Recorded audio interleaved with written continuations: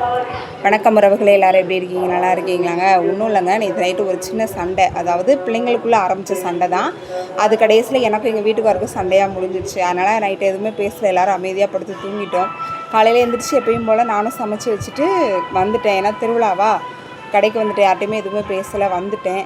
திரும்ப 10 மணிக்கு மனசு கேட்காம வீட்டுக்கு ஃபோன் பண்ணால் எங்கள் அத்தை பாப்பா இல்லை, பையன் மட்டும்தான் இருக்கான், அவங்க அப்பாவும் அவளும் எங்கேயோ வெளியே போயிட்டாங்கன்னு சொன்னாங்க. சரின்னு என் வீட்டுக்கார செல்லுக்கு ஃபோன் பண்ணால் எங்கள் பாப்பா எடுத்து பேசுகிறான். எங்கள் பாப்பா இருக்கேன் என்னன்னு கேட்டால், இல்லைம்மா அப்பாவும் நான் வீட்டில் தாம்மா இருக்கோம் அப்படின்னா. சரி, நமக்கு தெரியாமல் ஏதோ பிளான் போடுறாங்க அப்படின்ட்டு நான் எதுவுமே கேட்டுக்கல, வச்சுட்டேங்க.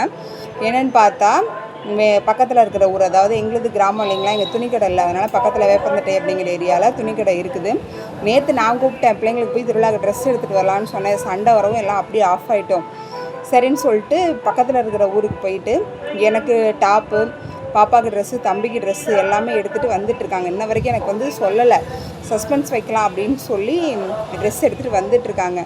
வந்தால் தான் தெரியும். உண்மையிலே சொல்கிறேங்க, குடும்பங்கிறது ஒரு அழகிய குருவி கூடு மாதிரிங்க.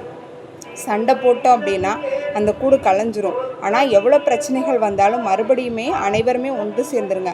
அது கணவன் மனைவிக்குள்ளே இருக்கிற சண்டையாக இருந்தாலும் சரி, உங்கள் குடும்பங்களுக்குள்ளே, அதாவது சித்தப்பா, பெரியப்பா, தாத்தா, பாட்டி, இந்த மாதிரி சொந்தங்களுக்குள்ளே இருக்கக்கூடிய குடும்பங்களாக இருந்தாலும் சரி, சண்டை அப்படின்னா உங்களுடைய கோபத்தை கொஞ்சம் ஒதுக்கி வச்சுட்டு நம்ம இறக்கி வந்தோம் அப்படின்னா உண்மையிலேயே அந்த குடும்பம் ரொம்ப ஒரு சந்தோஷமான குடும்பம் அப்படின்னு சொல்லுவாங்க.